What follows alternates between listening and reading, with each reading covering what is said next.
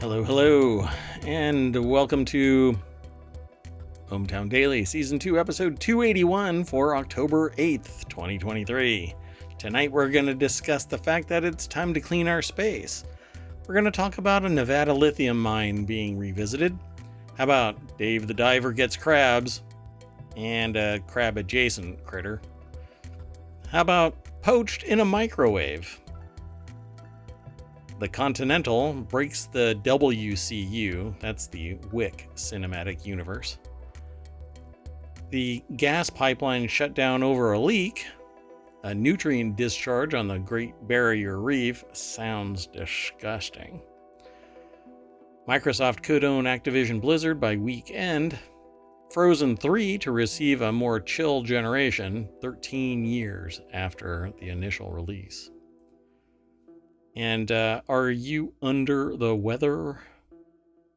Next on ohmTown Daily.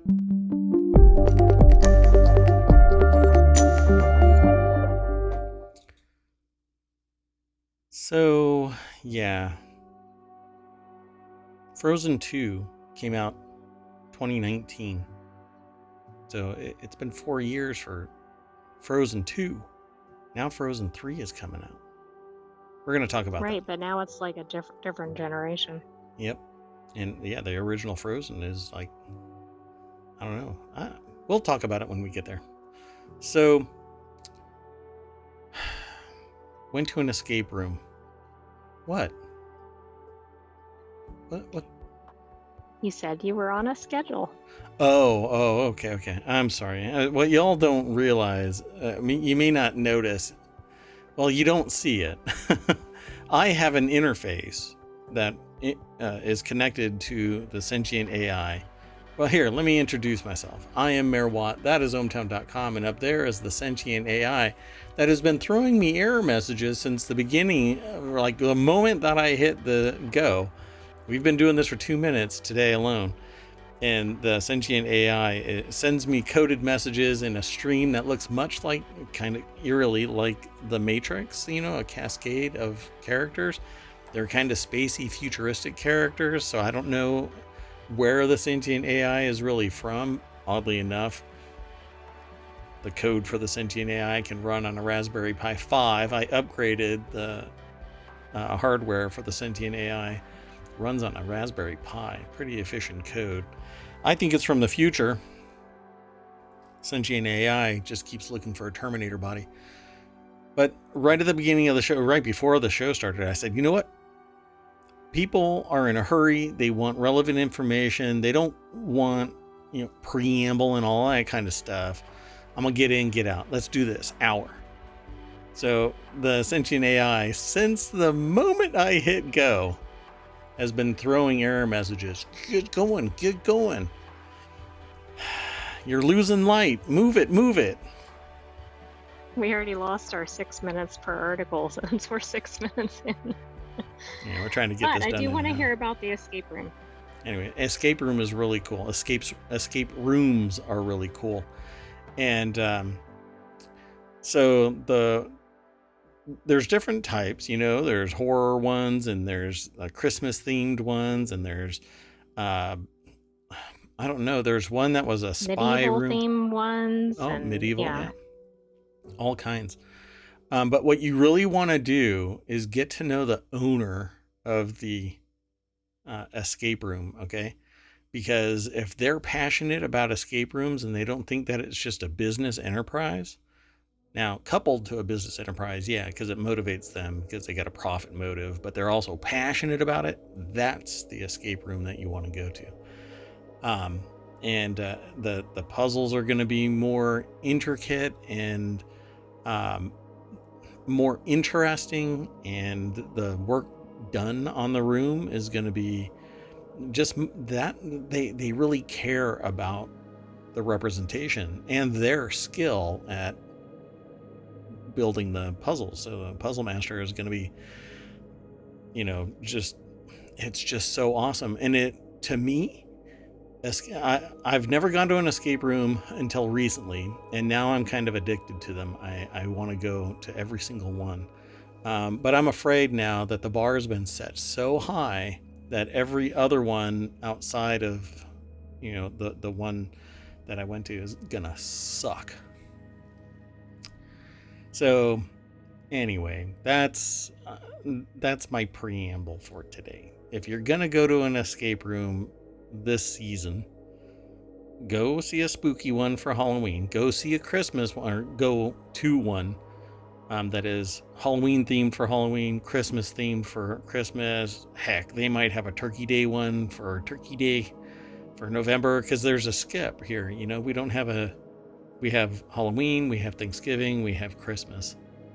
Yeah, Thanksgiving's kind of like a non-existent holiday in the US because it gets lost between the early Halloween and the early Christmas. Like, it's just one big blur kind of past Thanksgiving.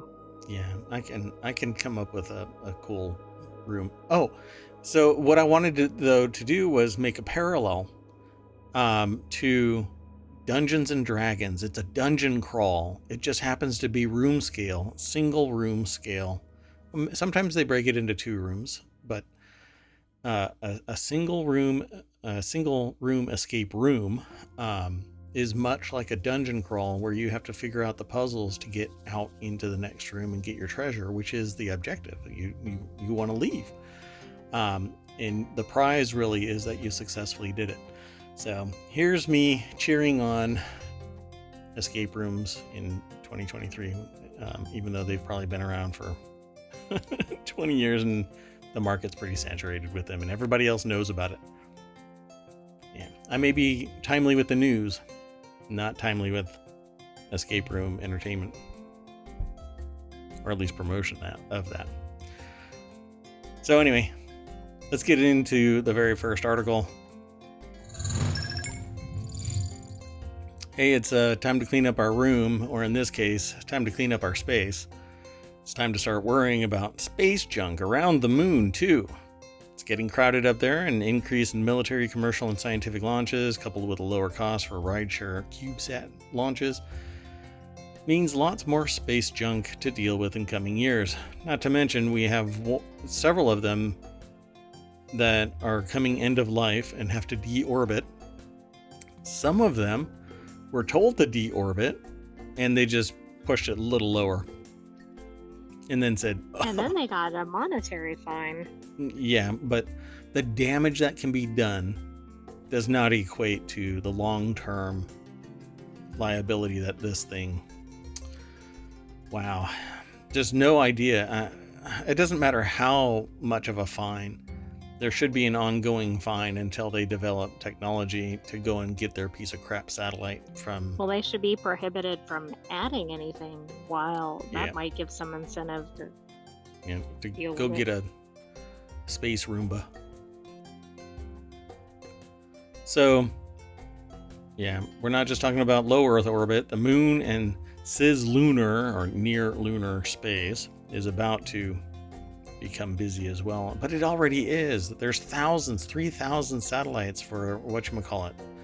What is the internet? Is it Starlink? Starlink. No. Thank you. Yep. I think the number that I heard was over 3,000 little mini CubeSats up there for Starlink. It's pretty. I mean, it's an amazing feat. I don't give Wingnut one bit of credit for it. It's all the engineers. Those people are awesome. Anyway, let's keep going. The reason why this came into my radar is that an article was posted over at phys.org by David Dickinson from Universe Today. It has a picture of the Apollo 16 booster impact, but there are others that are already on the moon that have lawn darted. It's all, see right here, space debris modeled over time by the U.S. Space Force. The red objects are probably debris. Let's see. The red objects are in low Earth orbit, while the green objects traverse Earth orbit out to CIS lunar space, so out to the moon. So, wow. Look at that. I mean, that's a pretty ridiculous representation. Yeah. And I've seen others like this that represent what's going on, but let me back up a little bit. It says, while we track and understand for the most part how in low Earth orbit, we often fail to keep tabs on what's in medium to high orbit and beyond. Even less so is true around the moon, which is about to become a busy place in coming years. Now, a recent study out of Purdue University is looking to model and track space debris around the moon with an eye toward mitigation. I think we here have to mitigate our own room at the same time. So it says, currently there are not that many missions into cislunar space. Carolyn Frue from Purdue, or it might be Frue, Purdue University told Universe Today, from that perspective, we, quote, know what's going on, end quote. But as we do not have established surveillance in that region yet, we are lacking a lot of information, especially in terms of deep space objects coming into that region and in terms of debris. Debris objects is what they say, but I don't know why objects is in there. So pretty bad, right? Close calls in cislunar space. Recent events highlight how busy things are already getting around the moon. The cislunar rocket booster crash for the far side of the moon is in early 2022 is one such example. Originally thought to belong to SpaceX, the booster was later identified as a Long March rocket upper stage belonging to China. Yeah, not good. And speaking of close calls, NASA's Venerable Lunar Reconnaissance Orbiter, or LRO, was recently actually seen during a pass by the Korea Pathfinder Lunar Orbiter, or KPLO, shadow cam instrument at a range of only 18 kilometers. Huh. I mean, I think it's a problem that nobody seems to know where anything is located. Yeah, I mean, they did at one time. That's how we hit an asteroid and bring something back. But then it's just like medical research, you know. As soon as the budget is done, they just don't care, and they kick it out to wherever. And when it comes to some other country, the other country doesn't care and doesn't notify. Why would they take part in acknowledging that one of their pieces of equipment smashed into the International Space Station, for instance? You know, oh, it wasn't us. It was aliens. Must have been one of those school bus weather balloons. Ooh, too soon. Always too soon. And it's a unit of measurement and apparently space-time. So it's a new physics. So it says, a busy decade to come, returning space junk from heliocentric orbit often makes its way into lunar or Earth orbit as temporary satellites. One such case was J002E3, which turned out to be a booster from Apollo 12, and another was the asteroid 2010 QW1, which was later identified as a Long March 3C upper stage from China's Chang'e 2 mission. So what was thought to be an asteroid in 2010 turned out to be an upper stage rocket. I mean, what? That's funny. Anyway, it just looks like we are setting ourselves up to have to fly through a junkyard to make it out into clear space so that we can actually project humanity to other bodies. I mean, what do we look like to other life out there, right? Yeah. A junkyard. Yeah, that's exactly it. Let's keep going. Next article is over on the Hatch Ideas channel. Nevada lithium mine leads to, quote, green colonialism accusations. The rush to mine lithium for car batteries. Okay, so not just car batteries, EV power systems. It's a little bit different in context. When people hear car batteries, they think these little blocks that just sit inside the engine compartment, not massive sleds that are the framework, the foundational material for electric vehicles. It's a slightly different thing. Anyway, it's dividing environmental and Native American communities. Why? Because the land that once was said to be Aboriginal people's land, or original people's land, however you want to whatever your process is for aligning it with a certain population. It was once theirs, taken away through manifest destiny, and then I guess greenlit to be returned as land free reign, only to be yeeted away once more in some business enterprise, all for lithium. And now, see, I understand. Fine, I understand. We need lithium. The problem, though, is, let's just say, for instance, the people who are deciding, okay, well, we can sell this land and give it to some business consortium. Oh, look, it's native people's sacred land, but they won't mind us tearing up what amounts to their... It's not quite the same, so I have a hard time explaining it this way without having to equivocate in certain ways, right? But let's just call the land their god, right? It's sacred. It's the equivalent of holy. So let's go in and flat mountaintop mine this thing. Right, let's decimate it and see what happens. But it's okay, because they're Aboriginal Native American people. But see, my brain doesn't even allow me to say Native American because it wasn't America. So original people's land. Yet I've been told by people, well, they didn't originally have that land. They took it from other people. Yes, we know how tribes work. We know how historical tribalism works. We see it in other countries.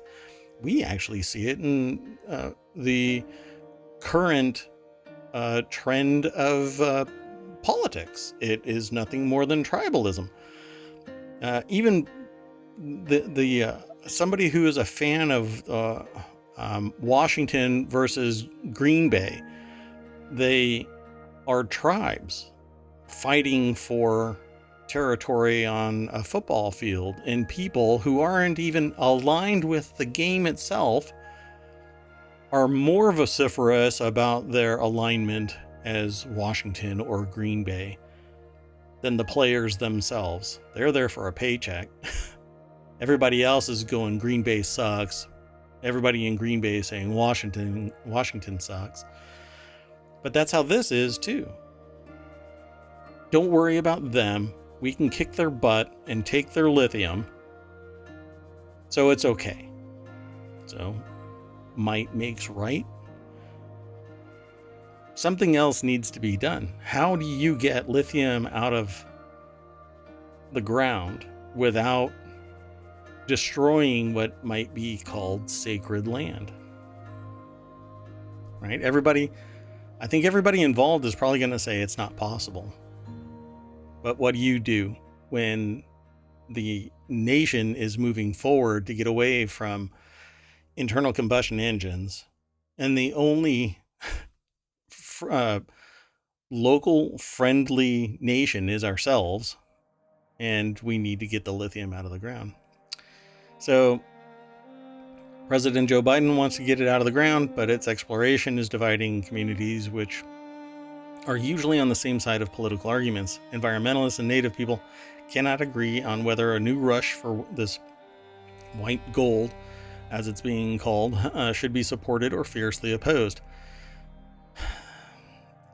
And I think this has a duality of etymological significance, okay? Originally, the people that came for gold were Spanish conquistadors, and then later on, other peoples came for gold, took the land under manifest destiny here in the United States, and they were white.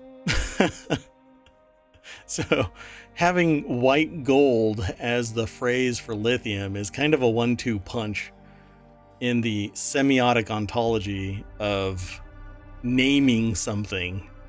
Getting fancy here. Yeah, we're getting kind of big brain, right? Well, let's just make it abundantly clear. Native American people are not interested in digging up their ground so that you can get lithium out of it. And if they were, it would be under their particular constraints, their particular means of retaining the sacredness of the land. But it's the land itself that's sacred. All of it.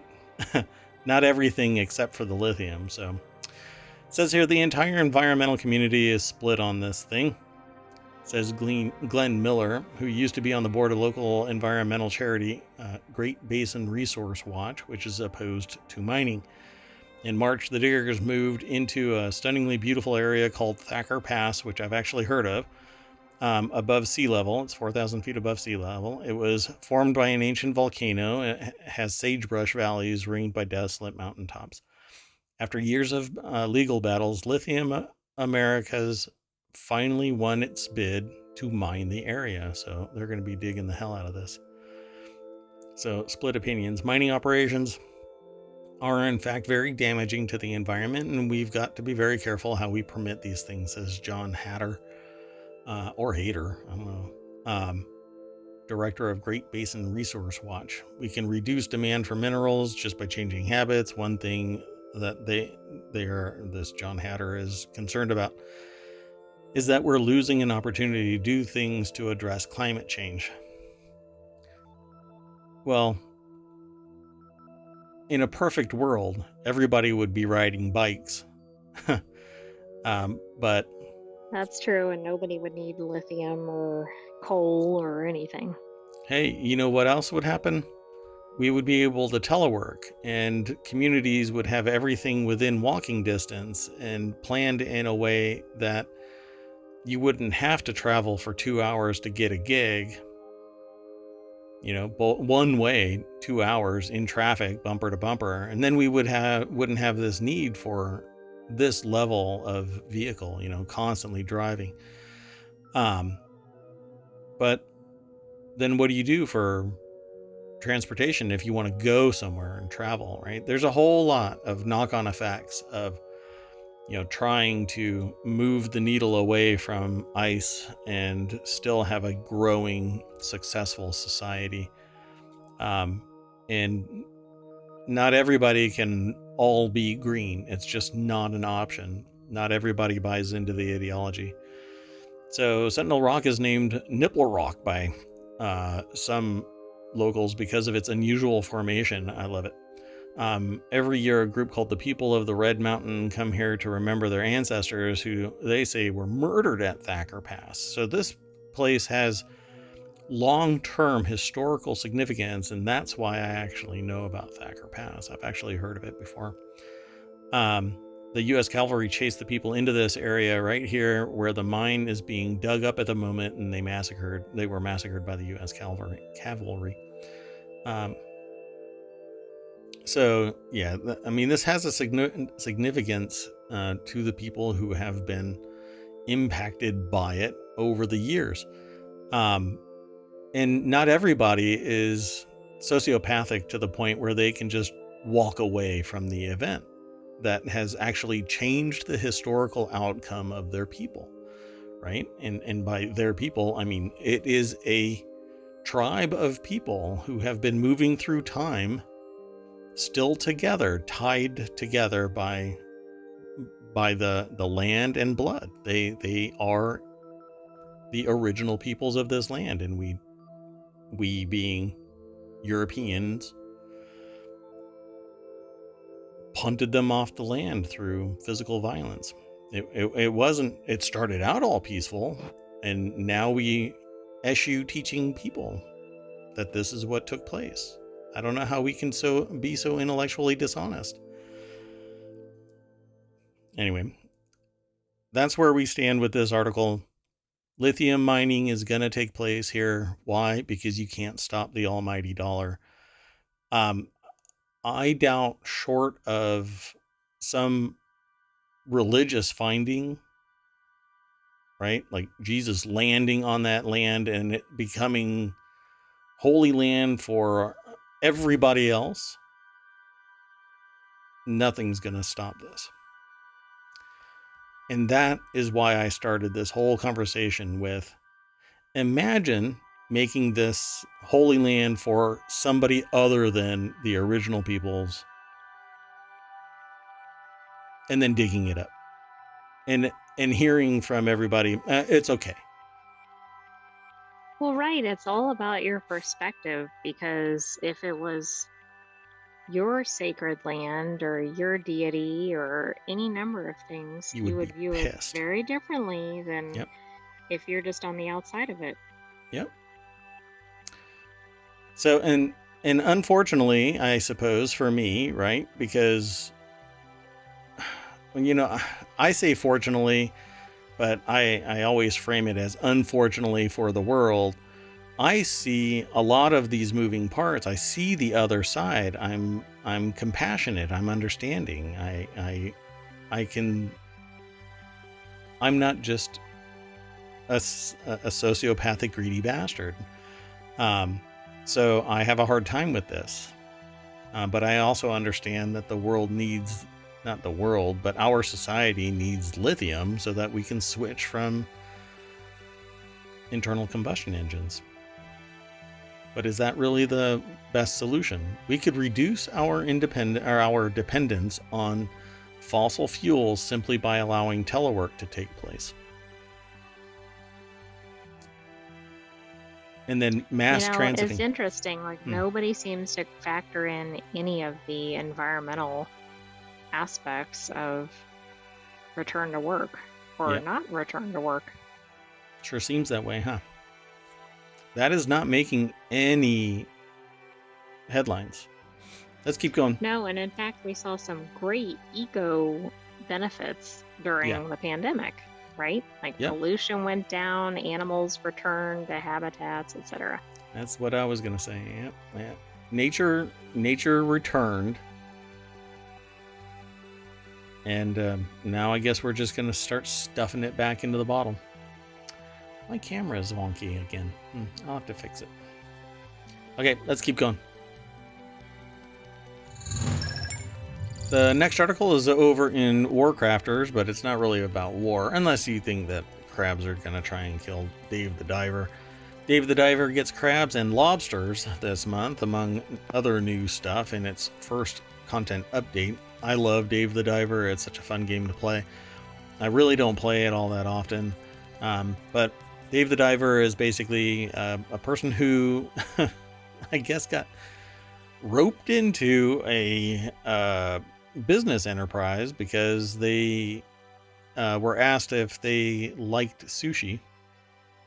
They said yes.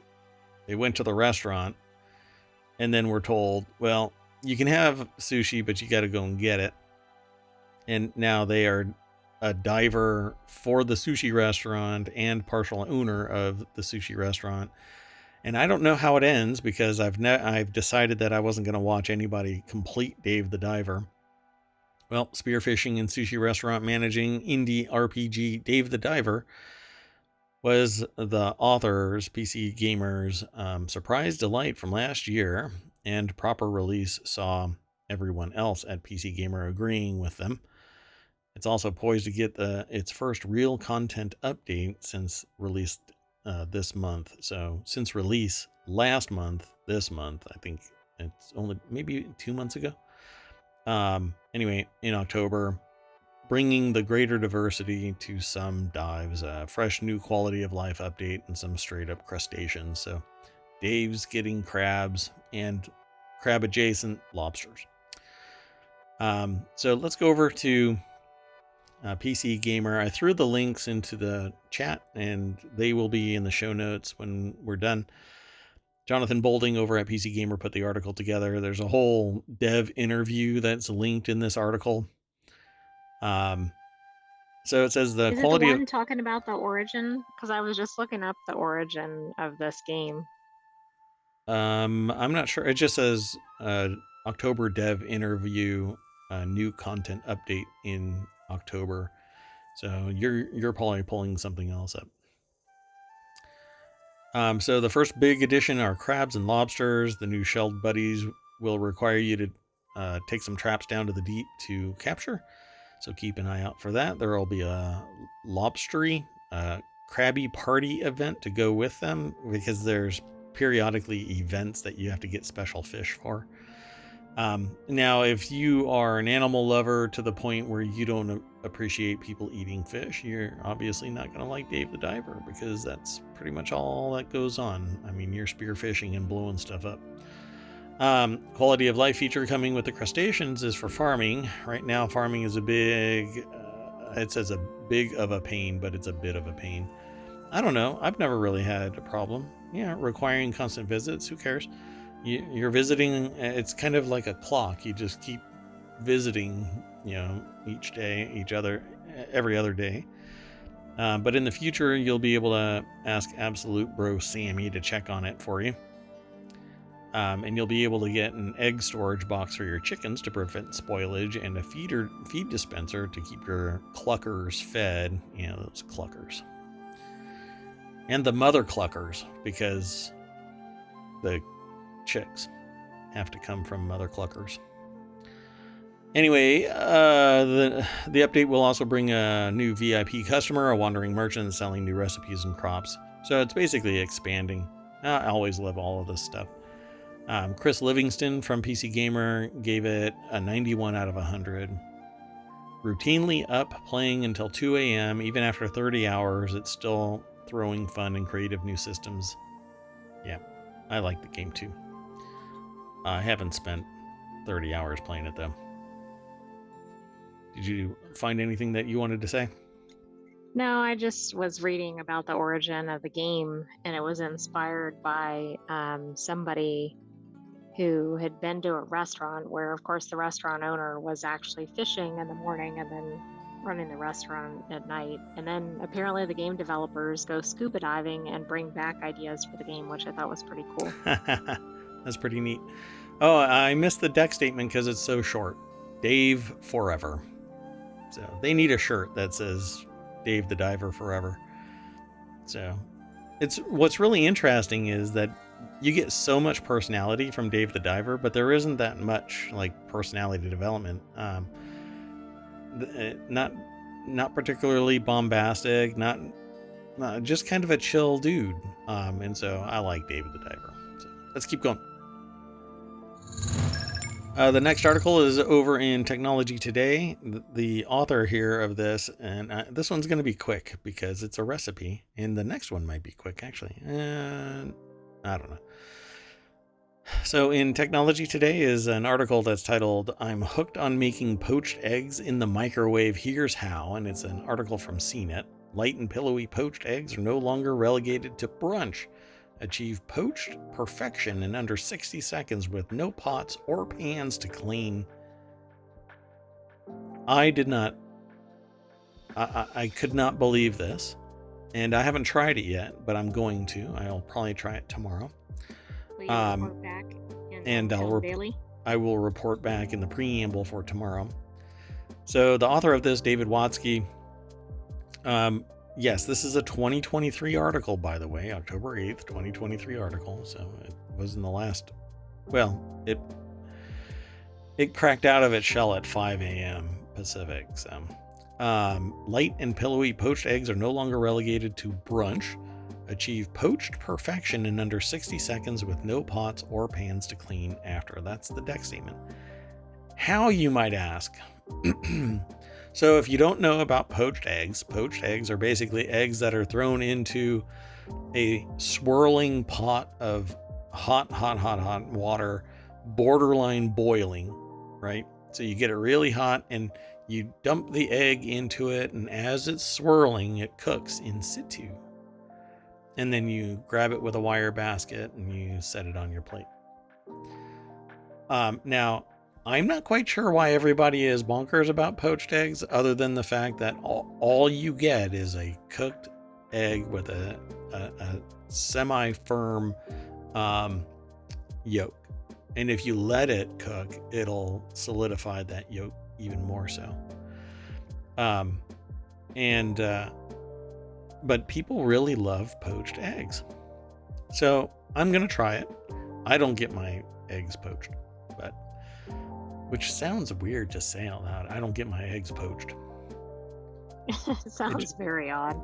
It begs a, well, I'm sorry to hear that. Anyway, so not anymore. With the trick, you can nail a poached egg in under 60 seconds with no special skills, tools, or even a timer required. Why? Because it's in your microwave. Yeah. You basically put... I'm a little skeptical. You put some water in a ramekin, you crack your egg and throw it in. It says about half a cup of salted room temperature water. It must be enough to completely submerge the egg. You throw the egg in, it fills it up. If you're not familiar with the way that microwaves work, microwaves only heat up water molecules, H2O. It'll cook the egg too. There's water in that. But in 60 seconds, there's going to be enough heat dissipating from the egg into the water and from there into the atmosphere that isn't going to boil like it normally does if you cook an egg in a microwave. When you cook an egg in a microwave, it bombards the egg and then it becomes like a tennis ball. So you want to shy away from that. Anyway, you place the ramekin in the microwave, cook on high for about 45 seconds or longer if you prefer a firmer yolk. You scoop it out, throw it on your plate. That doesn't look particularly appetizing to me, but some people really, really love poached eggs. Would that be served at brunch? That, not exactly like that. You would normally put something else on it. Salt and pepper, Tabasco, put it on some toast, whatever you want. But yeah, 45 seconds takes 60 seconds because you're sitting there doing all the rest of it. So if you're quick, you can get it all done in 60 seconds. Oh, I already put that article in the... I mean, that's faster than a lot of other breakfasts, but I don't know. Yep, that's all you need right there. Little slotted spoon so you can pour the ramekin out onto the spoon so that the egg gets caught, and then you just throw it on a plate and away you go. I've never said in my life a microwave turns out perfectly cooked and pillowy protein toppers to cradle atop your morning toast with nothing more to do in terms of cleanup than rinse out a small bowl or ramekin. Yep, so I'll be trying it tomorrow. We'll see. Want to go on to the next? That sounds good. Anything to get away from. I cannot imagine making that in that way. Yeah. Oh, and just so you know, I can't see the data. There you go. Thanks. I don't know why that happens. It's okay. We'll figure it out. I think it's because of the Raspberry Pi 5. The upgrade. So the next article is over in the continuity report. The Continental creates a world-breaking problem for the John Wick movies. So I named this the Continental Breaks the Wick Cinematic Universe. I don't know if they actually refer to it as that, but... Hey, there's definitely going to be spoilers in here. Yeah, so this article contains spoilers for the series finale of the Continental. They're already in the finale? Haven't even watched a single episode of this. We haven't even started it yet. I think it's only a few episodes, though. Like 4. So the end of the Continental prequel series creates a world-breaking problem that may affect the John Wick movies released in the future, if there are, because here's the deal. My understanding was that the John Wick movies, if you haven't seen the John Wick movies, I'm sorry, I'm about to spoil it. Dumbledore dies kind of revelation if you haven't watched all of the Wick movies. Anyway, my understanding is John Wick absolutely is dead. Now, I think maybe. See, but this is coming from the meta side of things. This is coming from Keanu Reeves saying that this was the agreement that John Wick dies. But the way that it ended, it's nebulous. Oh, right. I see what you mean. Yes. So really what went down Anyway, the article has a summary that says the Continental series expands on the John Wick lore, making the films more intriguing and unique while also introducing potential plot changes. The coin press is vital in maintaining order in the criminal underworld, as its coins dictate the rules and control the flow of commerce. But we knew that from the movies. Everybody has these gold coins. And there are people that have gone through and done the math to figure out how much each coin is worth based on various statistics. I don't know that number, but maybe I can find it and we can have a brief discussion like tomorrow or something like that. And the coin press could play a significant role in John Wick 5, potentially leading to the dismantling of the high table and rebuilding the criminal underworld. So if you don't know about this, there's only a certain number of families, of which John Wick was part of one of them, that was allowed to sit at the high table. All the rest are worker bees.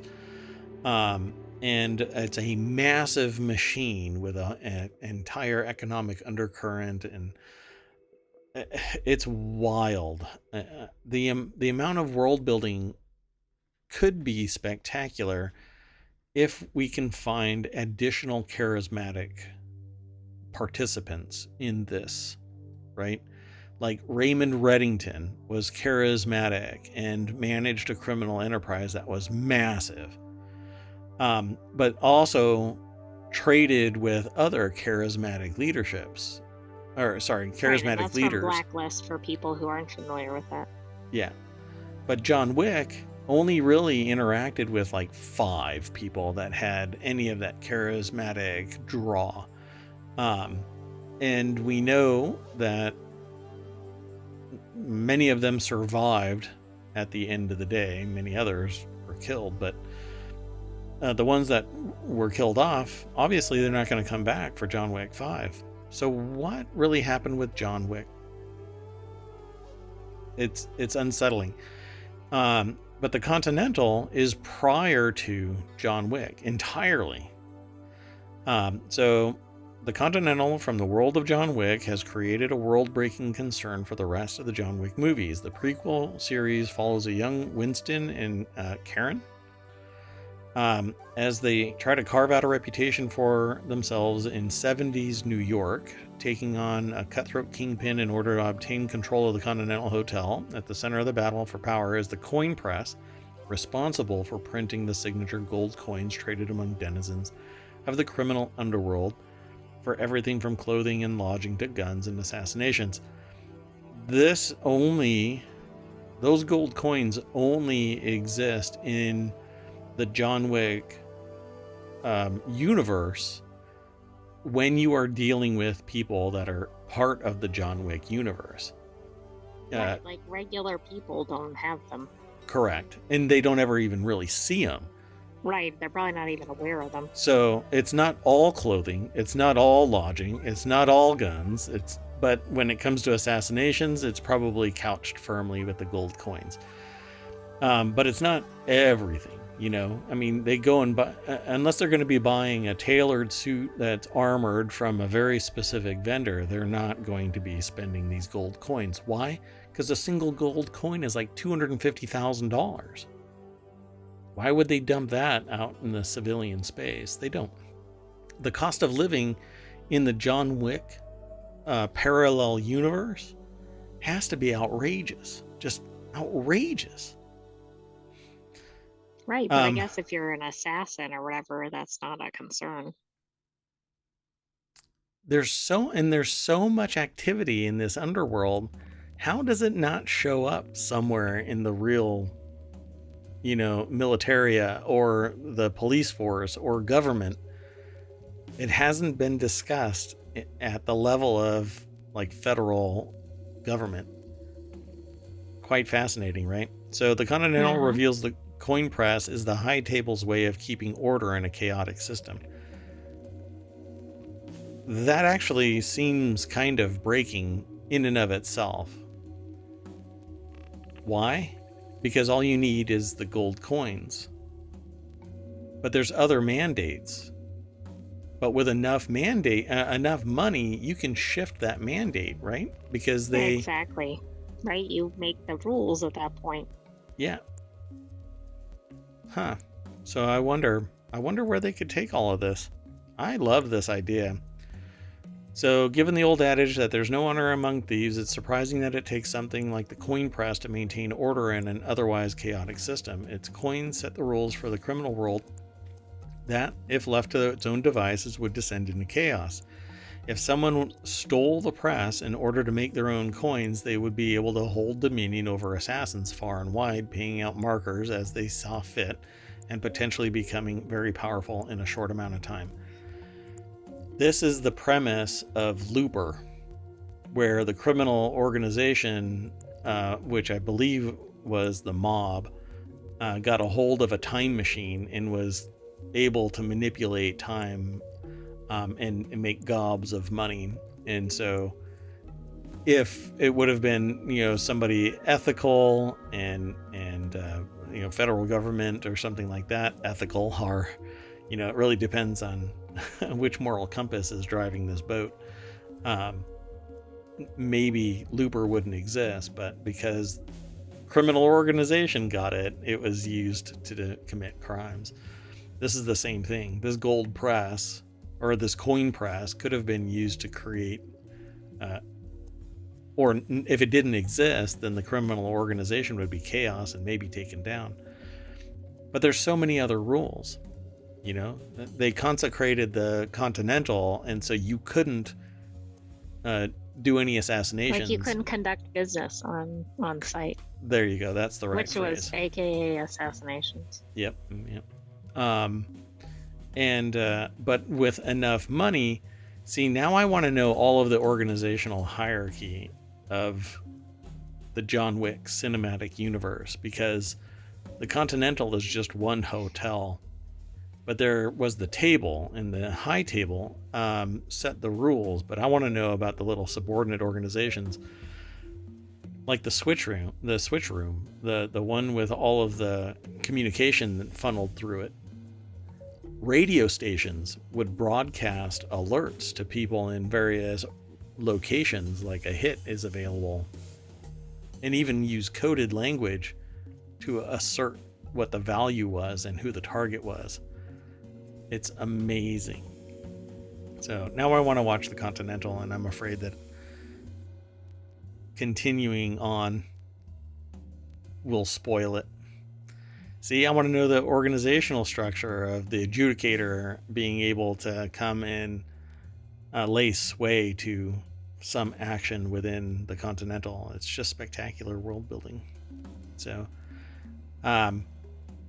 the article goes on at Screen Rant to just kind of hint at what John Wick might do in number 5, but I'm going to move on. Let's keep going. We still got 5 more articles to go. The next article is over in ohmTown Daily. The Baltic Sea gas pipeline between Finland and Estonia is shut down over a suspected leak. So a little bit of cinematic universe and a little bit of reality. This is a really short article because just the nature of it.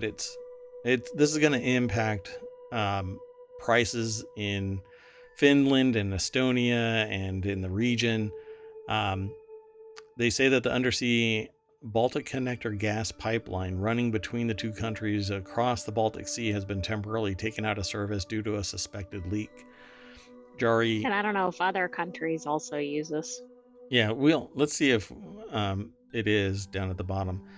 Jari Tanner over at the Associated Press put the article together. It's posted at abcnews.go.com. There's a file picture here that says that LNG liquid natural gas terminal chartered by Finland to replace Russian gas at the port of Inku, I guess, Finland. So, and here's the thing: this is this gas pipeline is to alleviate the pain that Russia can put on Finland.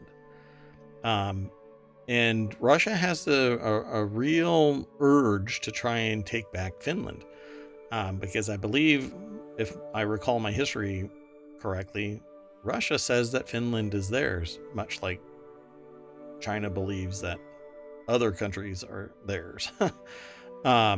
So It says, based on observations, it was suspected that the offshore pipeline between Finland and Estonia was leaking.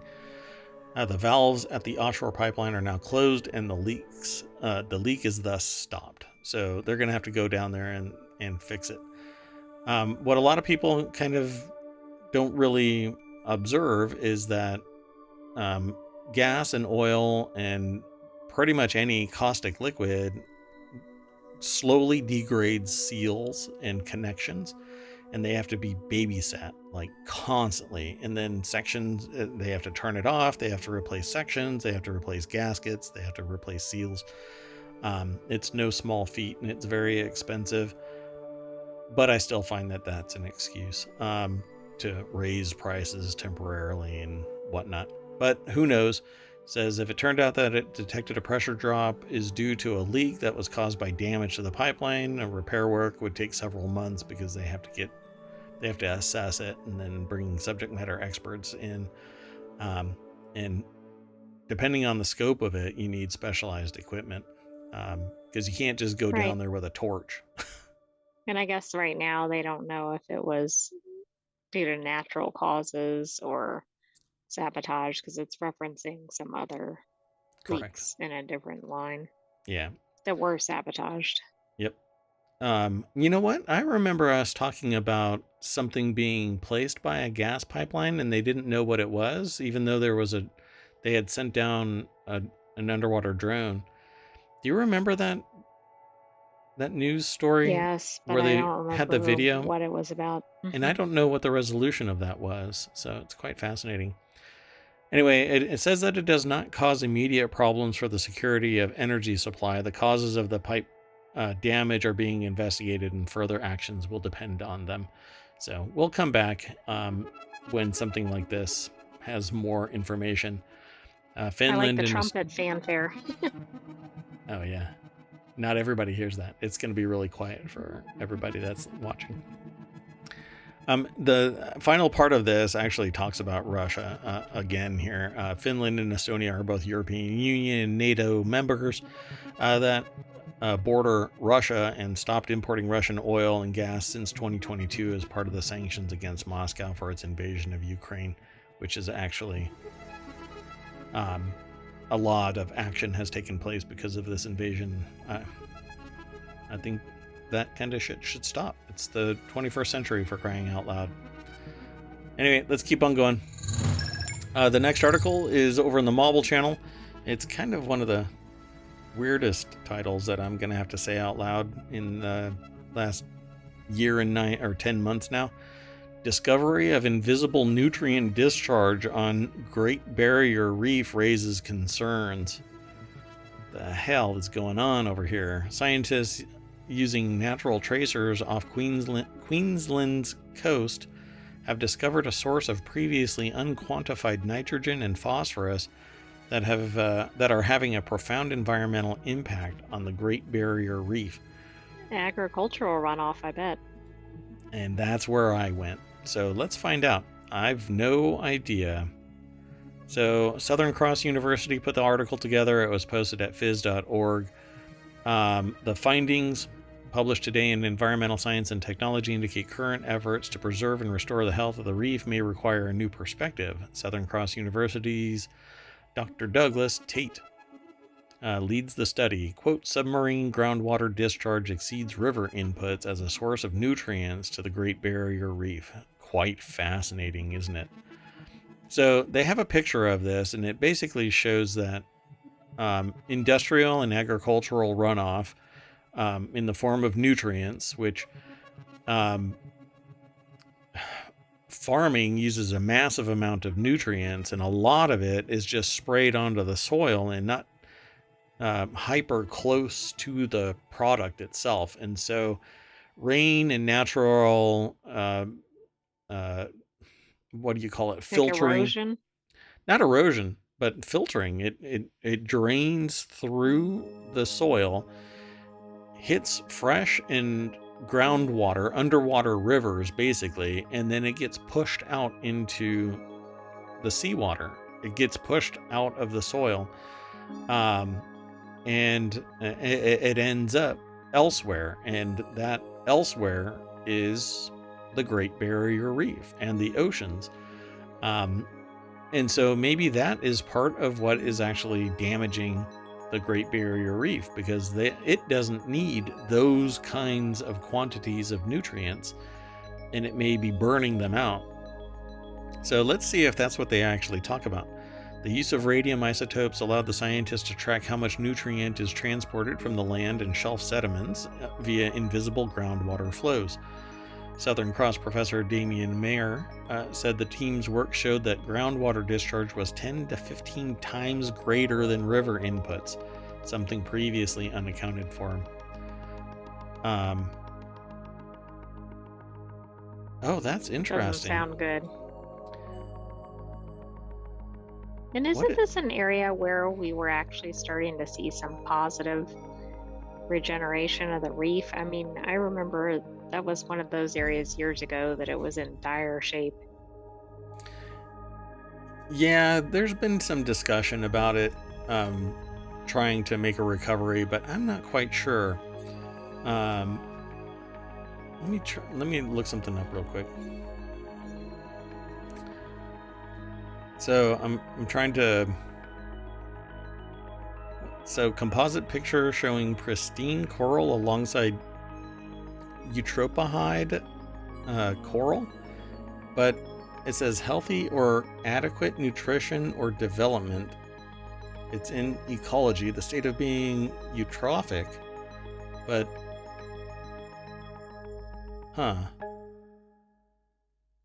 yeah, I'm not sure if that's the same. I'll have to look this up. But they're basically showing a picture between what a natural pristine coral would be and then one that looks like there is additional material like it's in the water. Distress or something. Yeah. Right.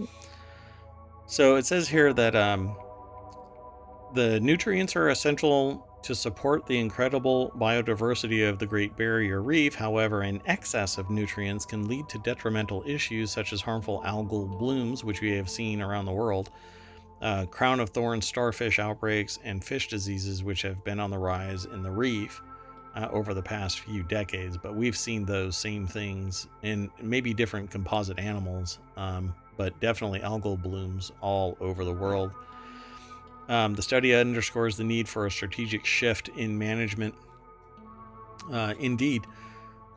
And for me, that management means microfarms instead of these massive commercial enterprises that, yes, they do feed the nation for whatever nation you're talking about.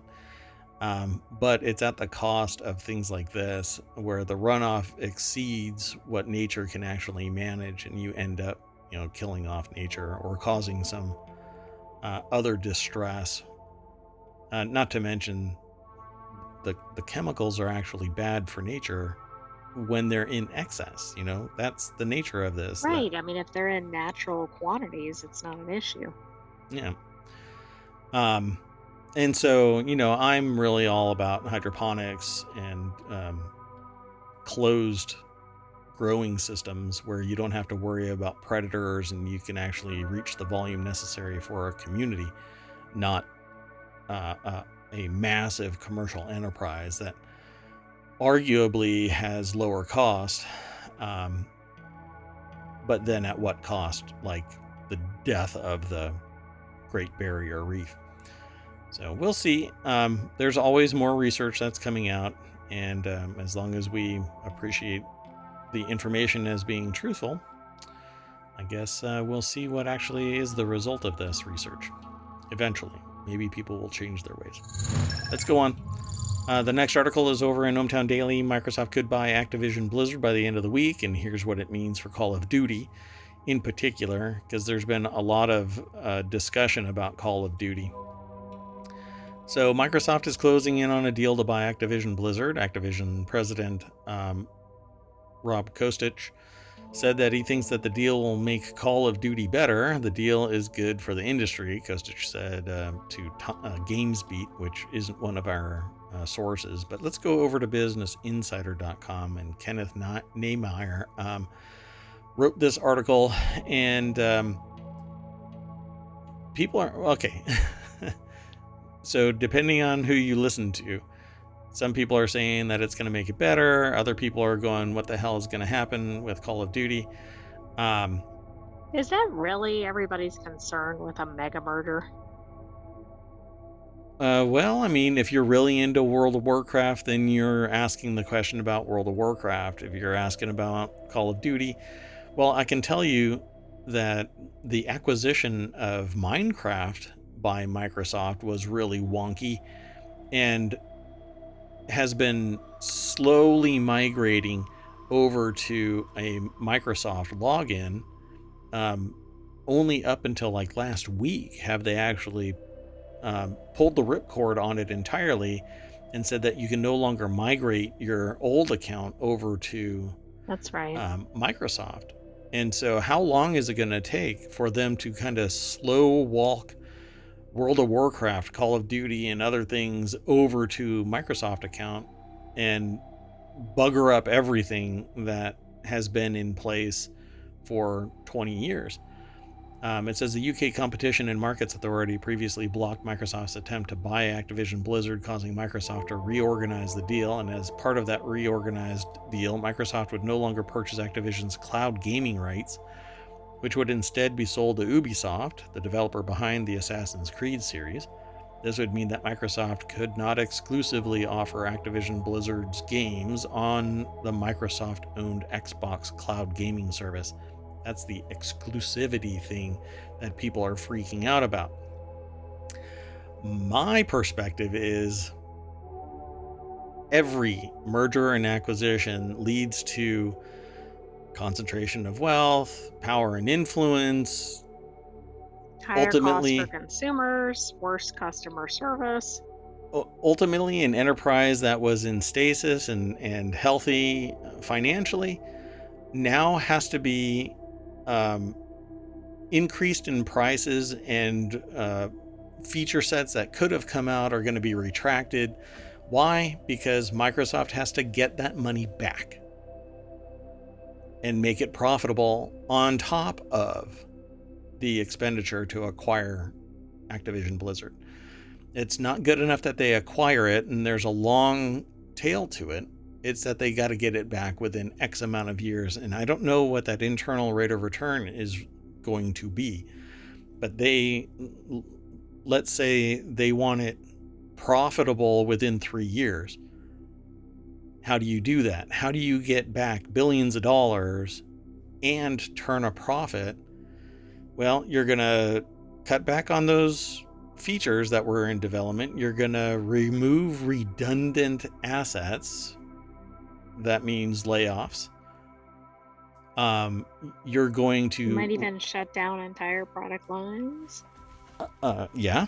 And they're going to raise the rates for Microsoft gaming related materials. I mean, it could be anything from microtransactions are going to get more expensive to the monthly services are going to get more expensive.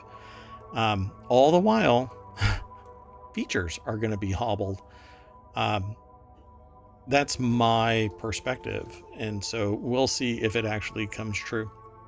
What's going to end up happening is stuff that's already been developed by Activision Blizzard it's going to come out as expected, but all of the knock-on stuff is going to go up in price and reduced in availability, and you'll see it happening over the next 2 to 3 years.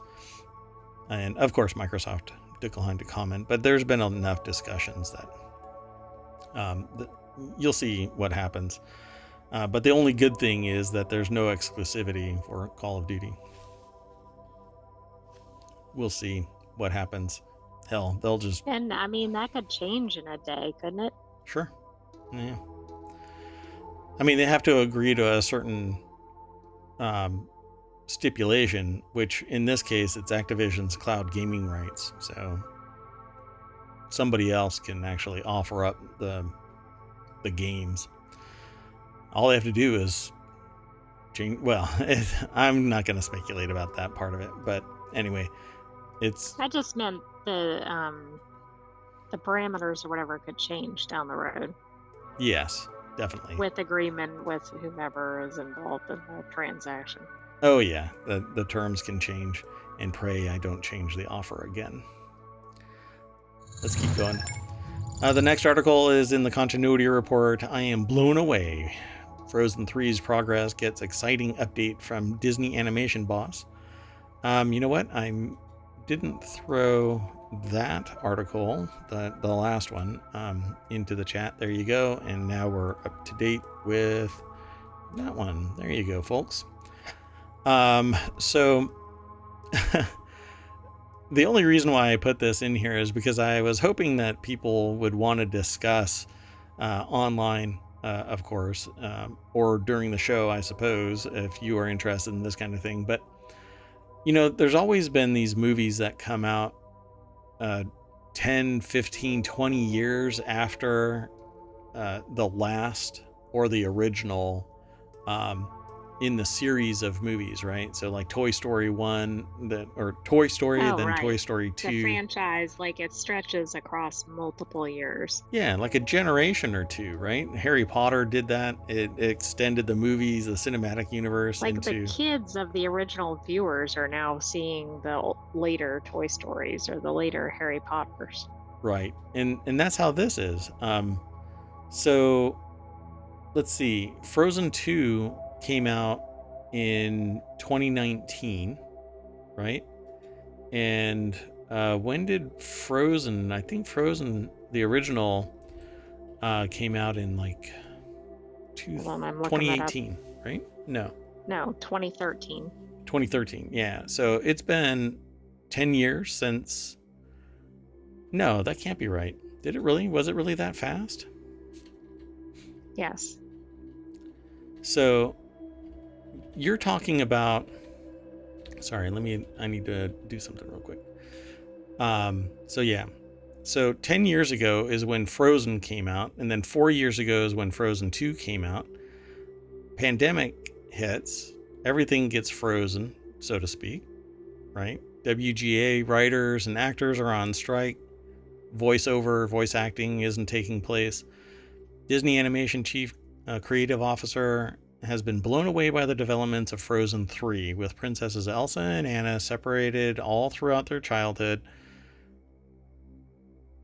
I suppose that actually went away in Frozen, right? They were teens. Thanks to Elsa's unstable ice powers, 2010's Frozen saw the sisters finally come together as a family. The movie was a massive success for Disney, totaling $1.285 billion, or just shy of one Taylor Swift national concert, right? Or tour, sorry, one Taylor Swift tour. Why does it say 2010? Because it's... all the data I'm looking at says 2013. Yeah, it is 2013, so they must have a typo. Okay.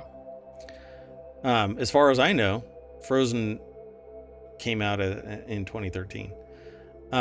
So since then, Disney Animation produced Frozen 2, which was even more successful at one Taylor Swift tour, 1.45 billion. So I think the sentient AI is confused by my Taylor Swift reference. I would say so. Well, it's kind of like a Chinese surveillance balloon as a unit of measure. We are now measuring the success of movies. And world tours or whatever. In Taylor Swift world tours. Yeah. Because hers was 1.5 billion. Right? Anyway, multiple shorts, TV shows, etc. The reason why I chose to bring this out was, let me say first, though, that it's a Screen Rant article. Lucas Sheo is the author of the article. And the deck statement says, Disney Animation Chief Creative Officer Jennifer Lee offers an exciting progress update on the development of upcoming Frozen 3. It's been so long since the original, and 4 years past the second one. In the second one, I thought closed the door. What other story is there, unless you really, really manufacture something? And here's why. the rest of what I am about to say is probably going to incite riot, but there's no story there. It's kind of like, uh, what was the name of the dude from Toy Story that was the Woody? spaceman? Huh? Lightyear, Buzz Lightyear. Buzz Lightyear, yeah. It's like Buzz Lightyear's movie coming out. There was no story there. Nobody had any affinity for Buzz Lightyear. It was really an abstracted movie from the rest of the Toy Story brand. And it wasn't even Toy Story. Like, they didn't call it Toy Story Buzz Lightyear's Adventure or something like that. It was just Buzz Lightyear. This is the same thing. Elsa and Anna are gone off to college by this time. They're getting their they're in their master's degree, right? They're working on their master's degree, or Their grandparents. Okay. Yeah, really. Or they're bordering on being a politician. So it says, with so much success, Disney Animation is already producing the next sequel. Disney Animation Chief Creative Officer Jennifer Lee, who also wrote and co-directed the original Frozen, spoke to those present at BFI London Film Festival about the development of the upcoming Frozen 3. Okay, Every it's morning. a Disney movie. They're gonna find a long lost sister or something. So what do they know about it? Outside of the report, Disney Animation has been closely guarding any secrets about the movie. Okay, wait, it's 9:15, so no shit news at 9:15. And I still have one more article after this, so, and you'll like this one. This next article, it's all about etymology. So I know that people really love that, you know. At the moment, there is no confirmation about Frozen 3's release date. Really nothing about the story itself. All have played leading role. The people that are mentioned in the article all have played leading roles in previous Frozen movies. There's nothing to talk about yet. There's 250 this is like words. There's something somewhere at some time about something, Yeah. right? For some reason. But I hear the voices in my head. All of these people are going to be chanting, "This is a money grab. This is a money grab. This is a money grab." But honestly, I don't think that there's a story there. So as much as I enjoy animated, movies, right? They're fun. You don't have to think deep about them unless you want to, and then you could do a PhD thesis. Feel good, entertaining. Yeah. And think, if they'd been closer in time, like Frozen was a monumental success, right? Yep. You had people just randomly singing the songs. Yep. Like, not watching the movie, they were just singing the songs out in public. It was like everybody knew the songs from Frozen. Yep. But it's been so long, and like Frozen 2 was not nearly as good as the original Frozen. Yet it made more money. Well, probably because everybody that saw Frozen was like, "Oh, I gotta go see Frozen 2." Yeah. But there was still like a leftover story from Frozen.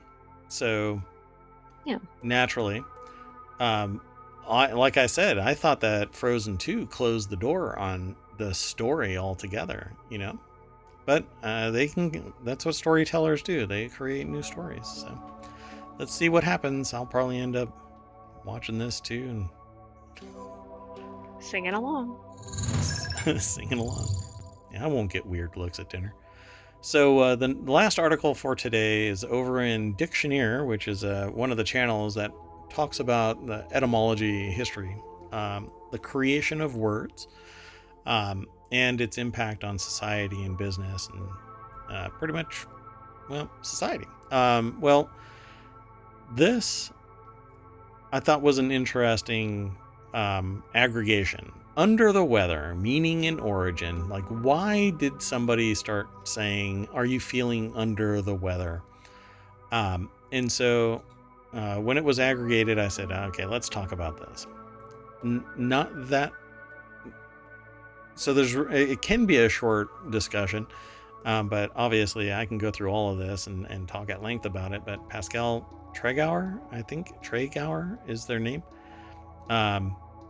and they're over at wordhistories.net. If you're ever interested in the origin of words and their use throughout time, this is pretty much one of the best sites for it. There's other Etym Online is another one that has it, but they don't go into the deep history of the word.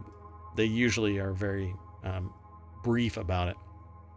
Well, under the weather means currently, not completely well, slightly ill, or depressed. There might be regional, cultural, idiomatic meanings or translations that are different, that when translated from under the weather or to under the weather don't have the exact same context. But here's the thing that's really awesome about this article.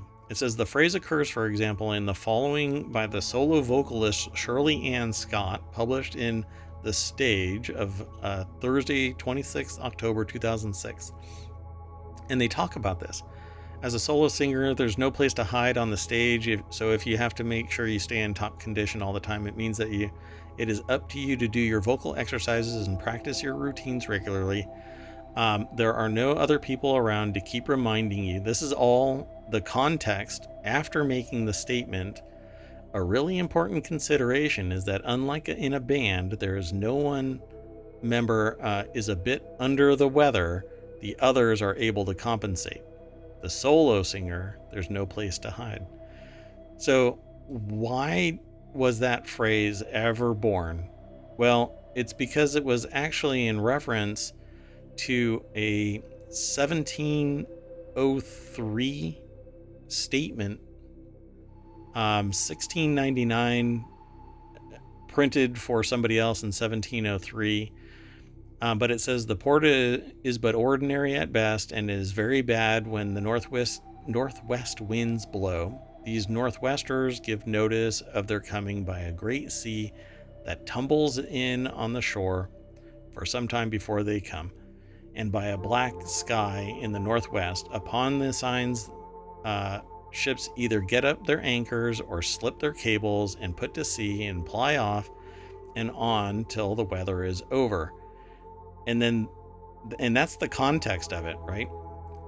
The phrase under the weather and the image of a ship caught in a storm is printed in 1699, A Voyage to New Holland. And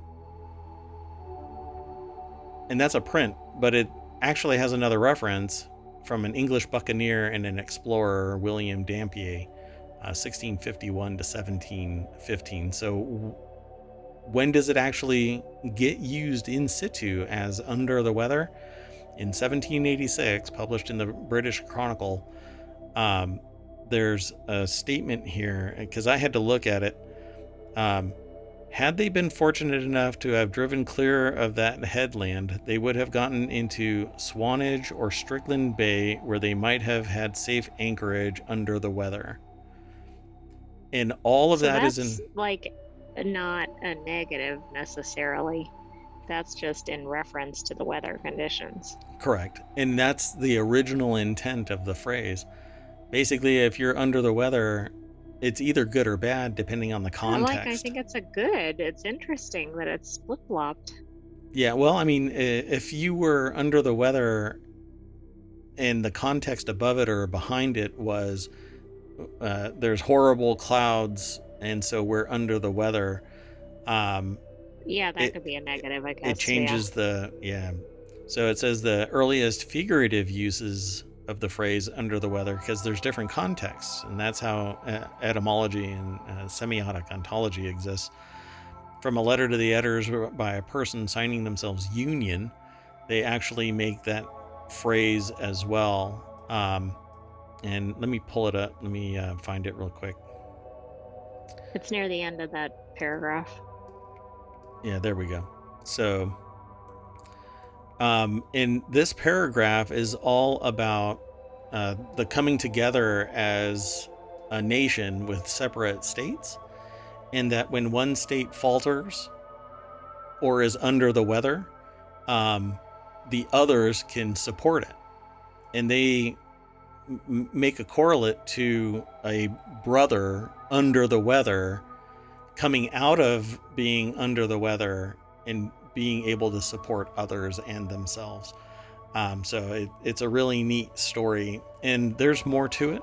This one is all the way back in 1815 in Lexington, Kentucky, here in the States, published in the Western Monitor. And historians store all of this stuff so that we can actually watch as language and the context of language change.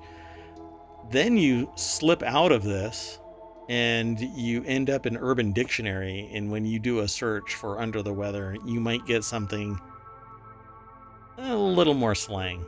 I didn't do it, so I'll let you, dear listeners, go do a search for under the weather in Urban Dictionary. I have no idea what you're going to find.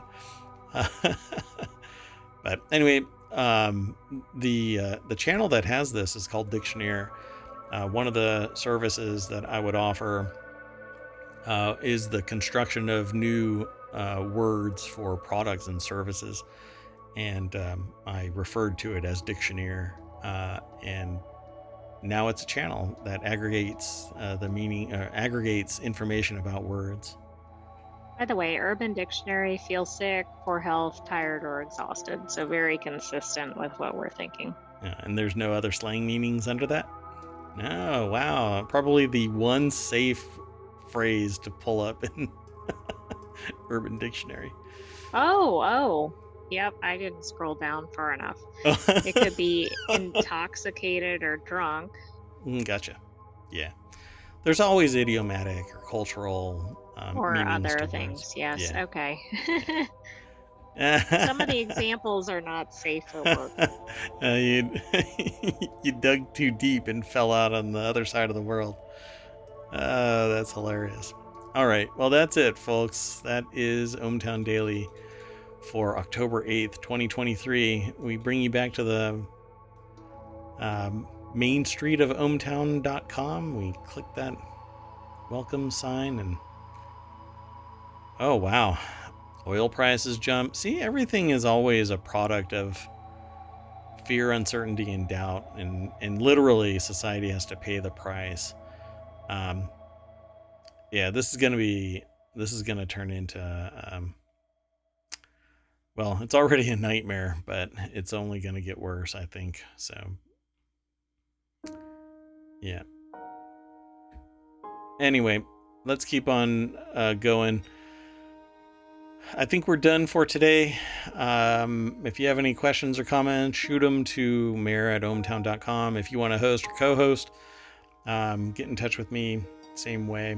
If you like a particular article and want to submit it for us to include in our news, shoot it to ohmTown, mayor@ohmtown.com. I'll get that wherever I might be. I did it again. I reactivated the submission process. And because I'm trying to make it frictionless, I don't want a bunch of tests to make sure that you're a human. And it was instantly found as a means to get in touch with me. That's incredible how quickly that happens. Yeah, so the only way to do this is to put it behind the sign-up process. And even in that, I'm going to have to put some check to make sure that you're human, because I do have bots that have been signed up manually, and then I detect them and kill their account. But anyway, that's it for tonight. I am Merwat. That is ohmTown.com, and up there is the Ring of Sentience. Still, you want to say bye? Good night, ohmTown citizens. We will see you tomorrow at 8 p.m. Eastern. Take care, everybody. Bye-bye. Hey, look. The outro didn't go.